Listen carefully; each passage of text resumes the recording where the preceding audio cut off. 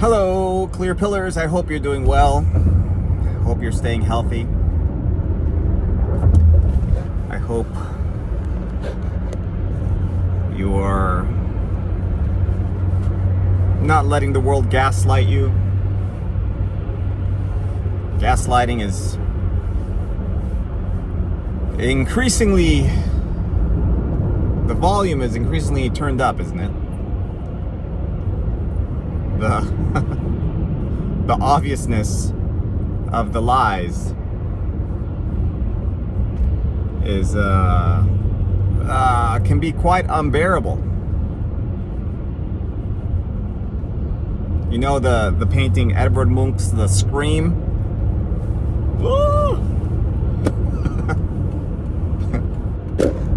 that painting comes up in my mind lately. I feel like it captures either the era we're living in or the news cycle. Because, you know, I think if you live in the real world and you interact with people face to face, more so than people online, you'll have a radically different view of the world. Radically different. So if you gain your perspective through, you know, social media, it's bound to be a very, very warped view of reality.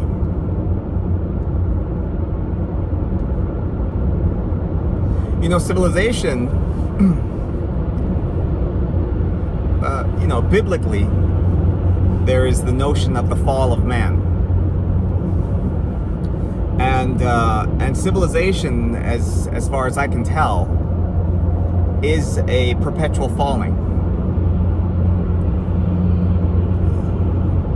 Much like if something were orbiting the Earth, like a satellite. Well, you know, one of these non-geostationary satellites. It's essentially falling all the time. It's going fast enough so it never falls down, but it's falling forward. Progress is a perpetual fall. Even walking. If you walk, pay attention to what you're doing when you walk. Every step is throwing you off balance, and then you're being caught by another step. And you don't think about it that way. You just look at where you're headed, right? It's this coordinated falling. And civilization seems to be the same. And I think what happens when we look at social media, we essentially put a spotlight on only the falling aspect of this, on the thing that is tipping us over the edge.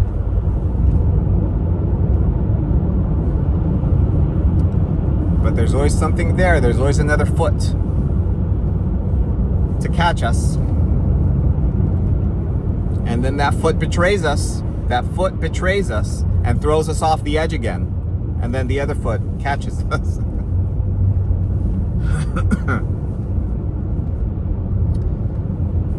So,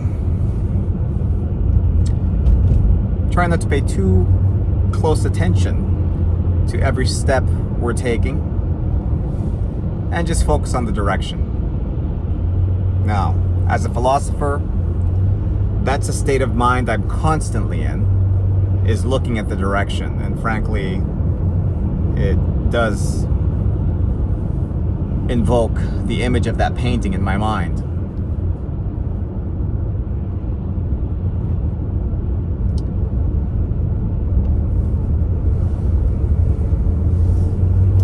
And so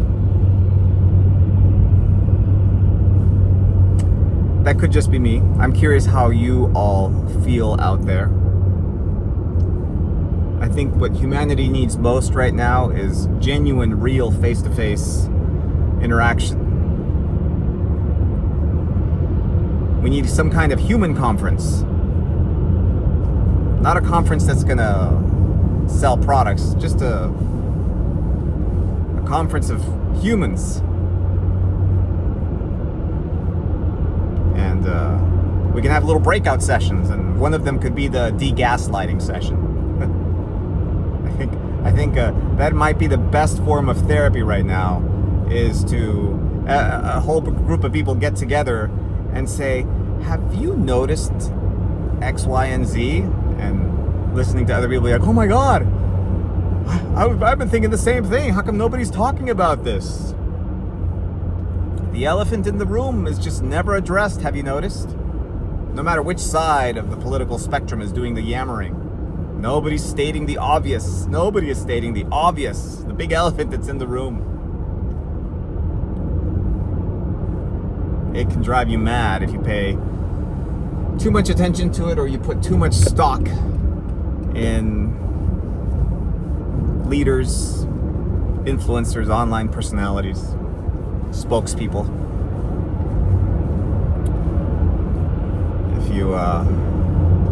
If you're waiting for the thoughts and feelings that you're having to be spoken by someone prominent, don't hold your breath. You know, it's interesting how the one positive thing that I've seen come out of this new administration, and really it's only a temporary thing. We only get this nice little brief window of freedom of speech, freedom-ish of speech, because it would fly in the face too much against the brand of Trump. But it's clearly just a temporary window that we're being given. The one positive thing I'm seeing is the diversity of viewpoints that now can reach a mainstream degree of reach into the popular psyche. It's not just one branded message.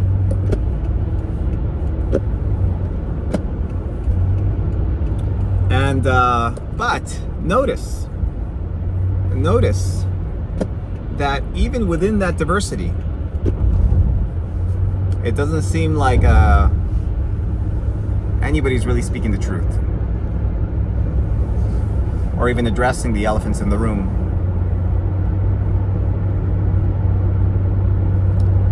It seems like within that diversity of language and philosophy and story, only the ugliest representations of each one is reaching a state of prominence.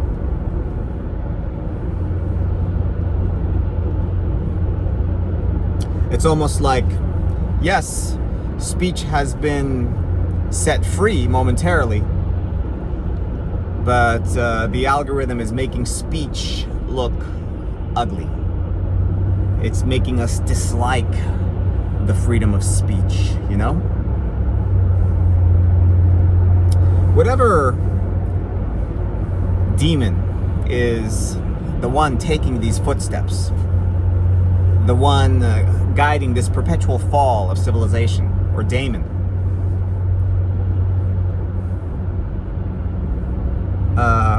seems like it has a pretty clear agenda to me, by all the things it doesn't allow.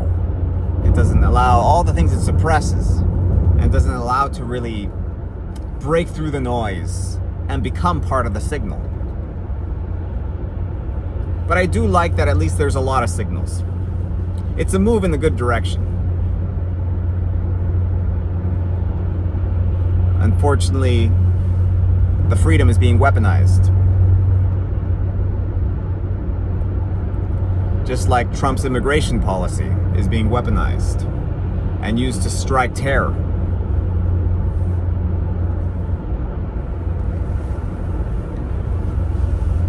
And it's frustrating. It's almost like it's very easy to fall into this state of mind of futility and feeling like, well, there's just no way we can win. There's no way the right principles can win. Because even when they do, they're going to be used in a manner that makes them look as ugly as possible.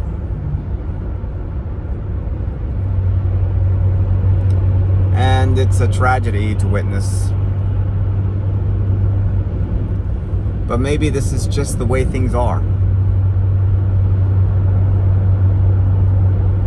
And as we fall, and as we catch ourselves, we need to look ahead and focus on where we are each going individually in our life.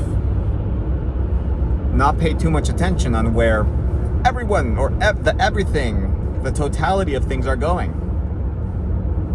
That's not going to help you very much in life. The best thing is just focus on the trajectory of your own life. And sure, take in the data points of the environment, where things are going, so you can plan ahead. But try not to make that your primary focus, otherwise you will go crazy.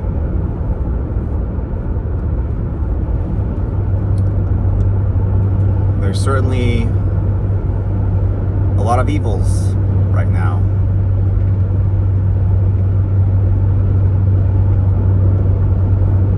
I made a blog post several weeks ago about theft and how, from an anthropological point of view, it's one of those interesting things where there's a clear double standard, where stealing was frowned upon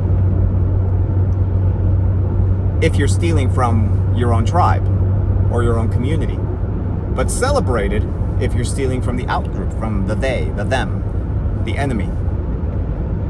Same with the use of force and violence.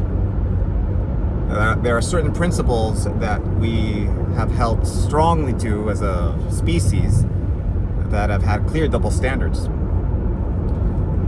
But we're entering an era where there is no in-group, and even the in-group, it's okay to steal from. Even the in-group, it's okay to be violent toward. It's a fall of civilization to a whole new low. And it's quite possible we trip a little too badly and may not recover from that fall. And I feel that we are crossing that threshold. We're about to cross that threshold.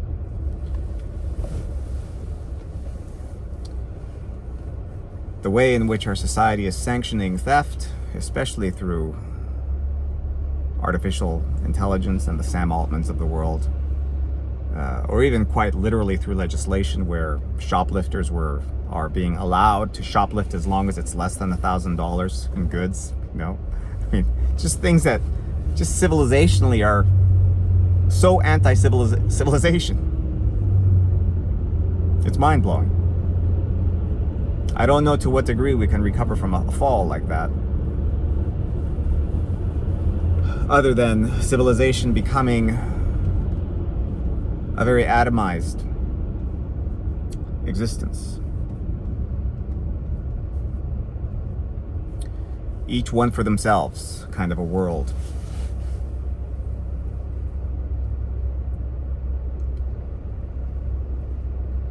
And it's a tragedy that we're even betraying beauty.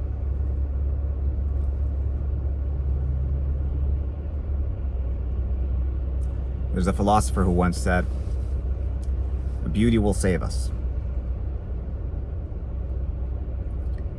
And perhaps this demon knows that, and now is making a mockery of beauty itself. With all of the AI slop that's going around, you get to see the equivalent of chrome-covered turds ugliness executed in the most beautiful, incredible way. We get to look into the ugliness of the undisciplined soul, the undisciplined mind and body, equipping itself with skills that used to take discipline to develop. Perhaps it's karma, perhaps we deserve this.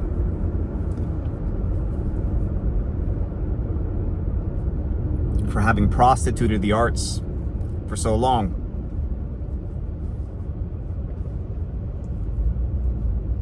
Created things and beautiful artifacts merely for the sake of money or for the sake of attention. And now that karma is coming back to bite us.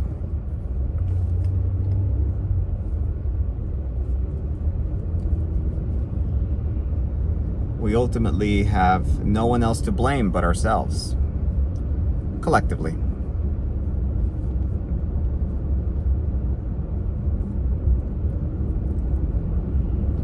And so stay safe out there from the vultures, the vampires, as we go into this very vampiric civilization and economy. And try to get a human conference going. Doesn't seem that beauty is going to save us anymore, but I think humanity can. And conversation, open, frank, and honest conversation, that can save us.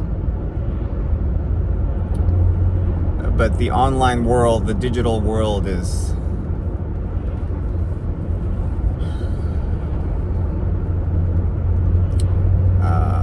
becoming a well that is increasingly poisoned.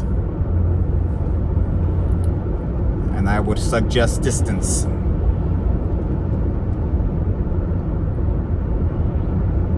So I don't mean to end on such a somber note, but I'm curious how you are feeling out there. Let me know if you feel any of this. Let me know if there's light in your life, especially. I'd love to hear good things that are going on. I feel increasingly blessed every day. Every day I feel increasingly blessed and increasingly lucky. And maybe there's a silver lining there. As we live in this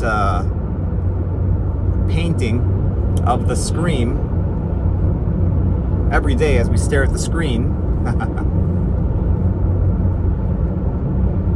maybe it reminds us of how fortunate we are to have what we have. And that could be a good thing, right? So I hope you're doing well and staying healthy and taking care of yourself and spending time with good people. Thanks for watching.